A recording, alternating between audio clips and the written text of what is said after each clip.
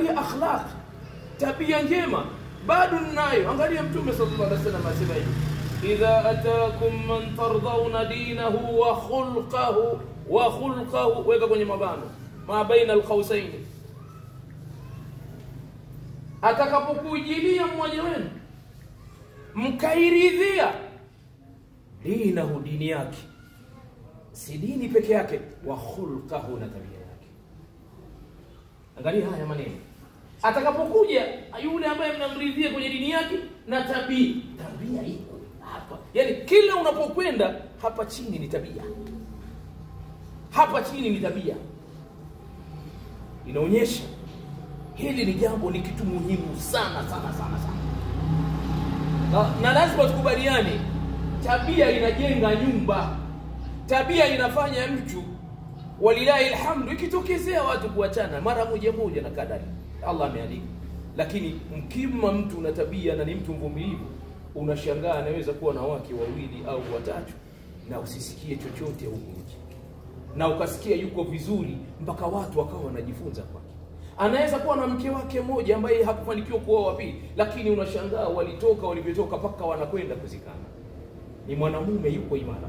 Mwanamke akitaka kutetereka, hata ndugu zake wanamwambia, sasa wewe utakwenda kwa nani zaidi ya wewe, huwezi kuishi na mtu mwingine zaidi ya wewe. Wanamrudisha ndugu zake.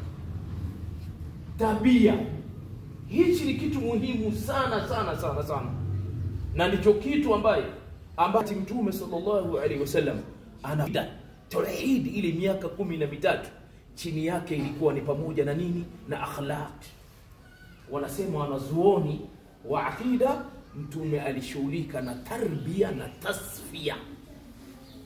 Tarbia, tasfia ni kumleta mtu awe safi, mwenye manhaji iliyo sahihi. Zile razailu shirk wal kufr wal maasi zinawekwa pembeni, kuondosha. Baada ya kuwa unamsafisha, kumjenga katika tabia iliyo njema. Na ndio kwa maana unaona umma aliyotengeneza Mtume sallallahu alaihi wasallam ulikuwa ni umma wa kivyake, umma wa kivyake.